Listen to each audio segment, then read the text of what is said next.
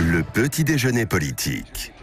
Et c'est le petit déjeuner politique de Renaud Muselier, président Les Républicains de la région Sud Provence-Alpes-Côte d'Azur et président des régions de France.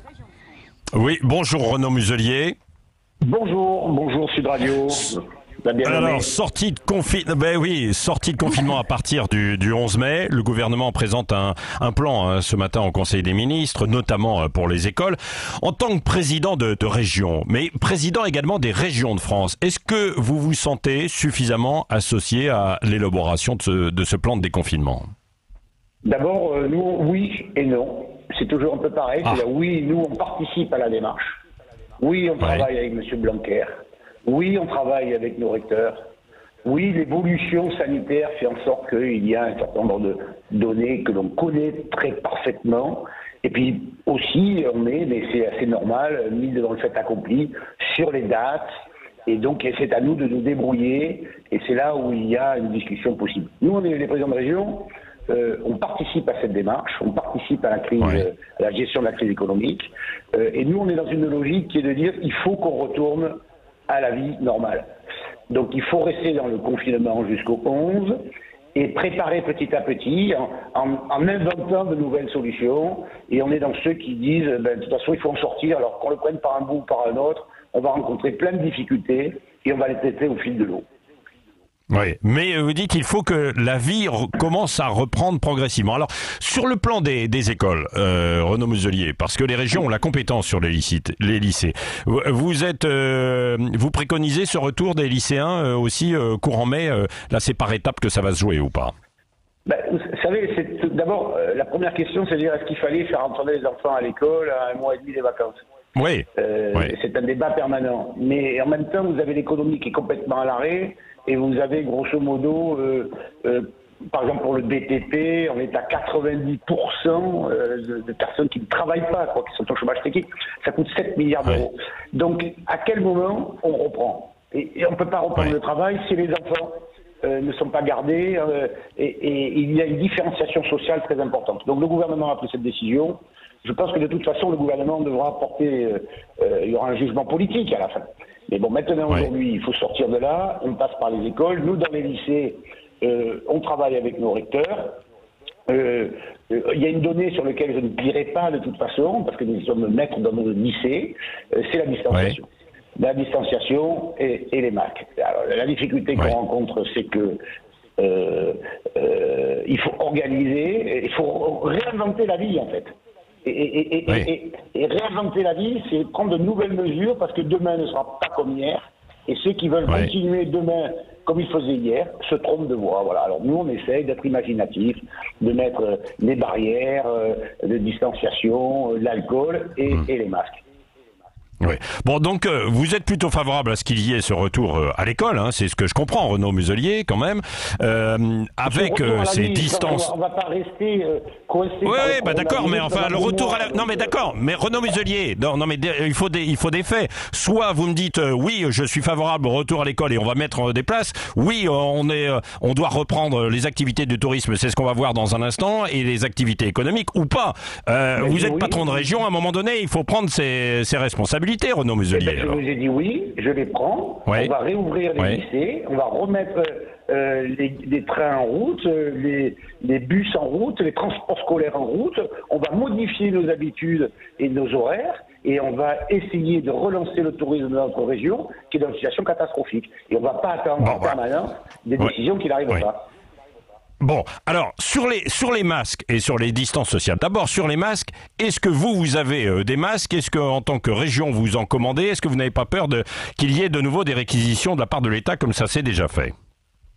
La difficulté, j'ai commandé des masques, j'en ai 5 millions qui seront livrés aujourd'hui, 3,5 millions pour tout le volet santé, hôpitaux, EHPAD, médecins, pharmacies, biologistes, etc. Handicapés, 500 000 pour les forces de l'ordre et 1 million pour les petits maires de moins de 20 000 habitants qui ont d'énormes difficultés pour relancer leur dispositif chez eux. J'ai mis en place dans la région Provence-Alpes-Côte d'Azur une filière sécurisée de livraison de 5 millions de masques toutes les semaines et qui font en sorte que, et je l'annonce aujourd'hui, qui font en sorte que les entreprises peuvent commander des masques. J'ai ouvert une cagnotte qui est une centrale d'achat Et donc sur cette cagnotte, on peut faire des commandes à hauteur de 10 000 masques par entreprise. Il faut les acheter, parce qu'aujourd'hui, dans la région Provence-Alpes-Côte d'Azur, d'ici la fin du mois de mai, j'aurais amené et acheté de la région, avec l'argent de la région, près de 10 millions de masques. Mais on n'a pas vocation à acheter des masques en Chine. J'ai par contre sécurisé une filière, et c'est vrai que c'est excessivement difficile. Il y a des heures d'attente de camions à Shanghai pour arriver jusqu'à l'aéroport, et de surcroît, il y a là-bas des margoulins, et ici des difficultés. Donc il faut sauter tous les obstacles, et je crois que j'ai réussi à le faire. Oui. Alors sur l'autre volet qui vous concerne aussi directement, parce que la région sud, c'est quand même une grande région sur le tourisme. On parle d'une réouverture possible des bars, des restaurants, de certains lieux à partir de mi-juin. Là aussi, vous y êtes favorable ou pas? Tout à fait. À partir du moment où on est en train d'avancer, il faut, avec l'État qui fixera une doctrine, d'abord nous, les présidents de région, nous souhaitons un déconfinement progressif avec une décentralisation par région. On ne peut pas décentraliser le Grand Est comme la Bretagne, où vous avez eu une catastrophe sanitaire dans le Grand Est, alors qu'en Bretagne, ils sont particulièrement préservés. Et donc, ce qui est valable, alors, ce que vous dites, pour qu'on comprenne bien, la Renaud Muselier, c'est-à-dire que vous êtes favorable à ce qu'il y ait un déconfinement par région, qu'il y ait une carte de France et qu'on ne reprenne pas tous en même temps, alors? Non, je pense qu'on doit avoir la même méthode, c'est-à-dire que par exemple une terrasse peut être ouverte à midi et si vous aviez 20 tables, vous ne mettez plus que 10, ce qui vous permettra d'avoir une distanciation. Il y a des barrières sanitaires qu'il faut mettre en place avec des fonctionnements à l'extérieur et des fonctionnements à l'intérieur qui sont différents. Comment on met en place un dispositif pour que les coiffeurs, les esthéticiennes puissent remettre à travailler? Voilà, c'est ça les gros enjeux de nos PME. En ce qui concerne le tourisme, le tourisme, on a un grand plan tourisme qui est en train de s'organiser, tant au niveau national qu'au niveau local, sachant qu'on va profiter de nos petits plaisirs. Au début, on va être dans sa ville, et puis après dans son département, puis après dans sa région, peut-être aller plus loin. Mais on a pratiquement 99% des Français qui vont rester en France. Et donc, comme nous avons une région qui ici, dans son nom, Provence, Alpes et Côte d'Azur, on a mer et montagne, on a campagne et territoire. Et donc, on a une capacité d'attractivité très importante et de déconfinement très importante. Il faut qu'on arrive à respirer, travailler et donner la possibilité à nos commerçants de le faire. Mais par exemple, les campings pourront rouvrir. Là, il y a de la promiscuité dans les campings, Renaud Muselier. Ça, vous estimez que début juillet, ça pourrait rouvrir alors? Mais dans les campings, il n'y a pas de promiscuité familiale à l'intérieur de la tente. Vous avez des zones bien sûr. Oui, mais donc il y a plusieurs endroits. Vous avez des endroits où vous vous déplacez. Il faut bien savoir que dans les barrières, si vous êtes à moins d'un mètre de quelqu'un, vous vous mettez en danger. Donc il n'y a pas de boîte de nuit, il n'y a pas de self. Il y a une modification du fonctionnement du camping de façon à ce que l'on puisse travailler. C'est la raison pour laquelle d'ailleurs nous avons supprimé ce qui est un désastre économique chez nous, tous les festivals, parce qu'il n'y a pas de possibilité d'avoir ces barrières de distance. Il faut revenir à des notions de bon sens par rapport à cette maladie que l'on connaît assez bien maintenant en mode de transmission, et à partir de là, on doit pouvoir y arriver. Oui, brièvement là, et vous m'avez pas répondu très clairement là tout à l'heure, Renaud Muselier. Est-ce que vous êtes favorable ou non? Mais est-ce que vous êtes favorable ou non à un déconfinement par région? Est-ce qu'il y ait une carte de France par région ou pas? Et même un déconfinement. Il faut une doctrine nationale sur les us et coutumes ou les fonctionnements des commerces de proximité, combien dans un commerce par taille, et pour les terrasses des restaurants. Mais oui, à partir du moment où vous avez cette doctrine nationale, il faut faire une différenciation, donc une décentralisation de cette doctrine, parce qu'il y a des régions qui sont très touchées et d'autres non. Et même à l'intérieur des régions, vous avez des différences. Le département des Bouches-du-Rhône n'a pas les mêmes problèmes que les Hautes-Alpes. Depuis le début de l'épidémie, je rappelle, Renaud Muselier, que vous êtes médecin de profession. Vous avez pris fait et cause pour le professeur Raoult. Selon Didier Raoult, qui persiste, il est possible que d'ici un mois, il n'y ait plus de cas dans la plupart des pays tempérés.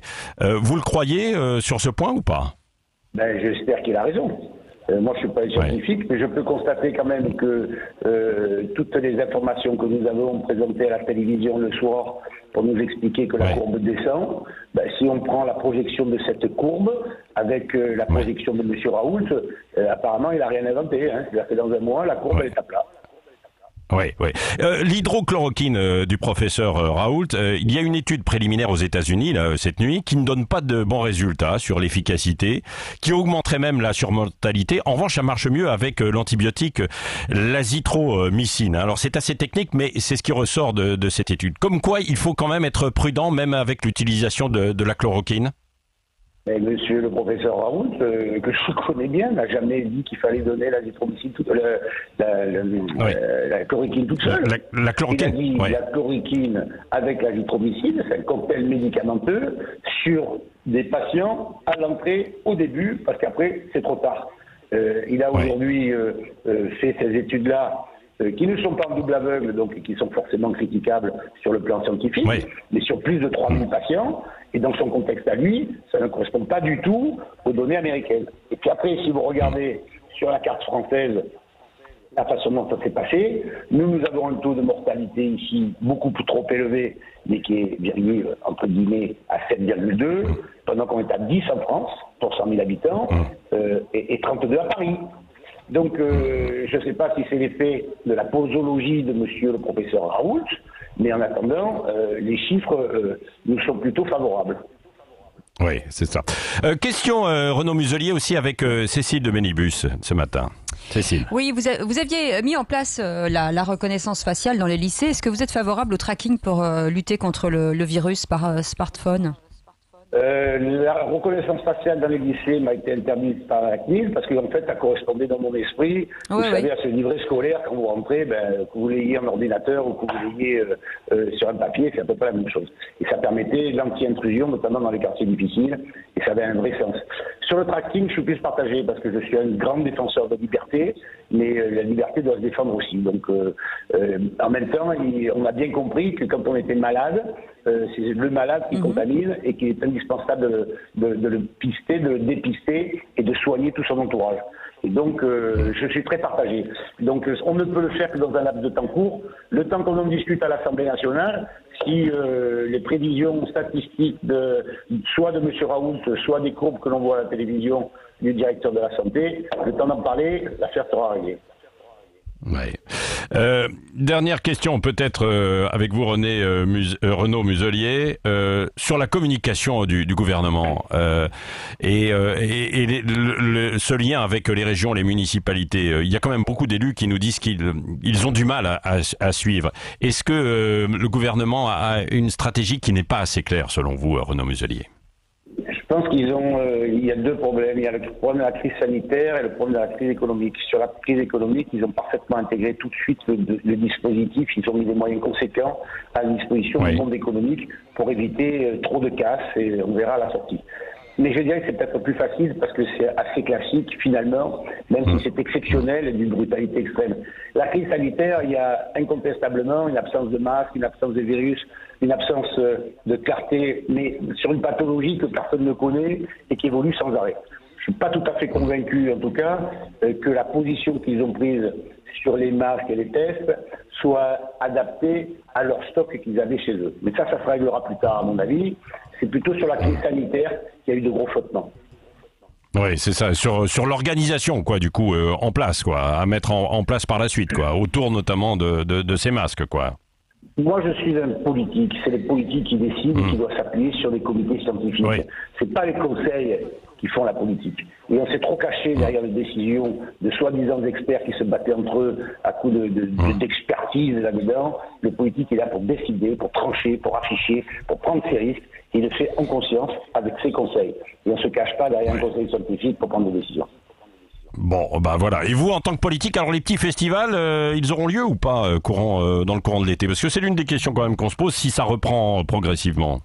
Et moi, je ne suis pas favorable. Quel est un petit festival? Et Dieu sait que sur les terres des festivals, c'est nous, c'est 60 000 voix directes, on a 9 000 manifestations, enfin, c'est colossal comme histoire, ça. Mais pour autant, c'est la santé qui prime quoi qu'il arrive.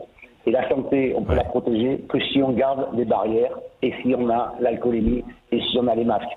Et je ne vois pas comment on peut avoir un petit festival ou un grand festival en respectant les distances, les barrières et en mettant des masques. Donc ne prenons pas de risques, apprenons à vivre différemment. Pas de petit festival, quoi. Ouais. Non, pas de petit festival, sauf s'ils trouvent la solution de se retrouver tous à 1 mètre, 1,50 m, ce qui me paraît compliqué. Ouais. Merci beaucoup Renaud Muselier d'avoir été avec nous, président de la région Sud et président aussi des régions de France. Merci d'avoir été avec nous ce matin, notre invité Sud Radio.